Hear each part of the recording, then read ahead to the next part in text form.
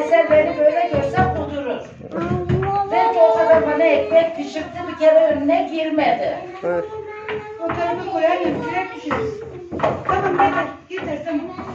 Otur yoruldunuz. Aysel Bey sene gelmez. Geliyor. Geliyor. Gelir niye gelmesin? Biraz havalisi de yalnız.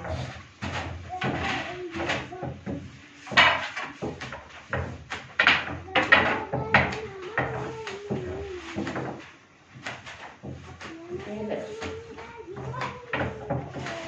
Uyuyor açıyor ha. Bir kendini bıraksana da güzel ha. Korkmuyor.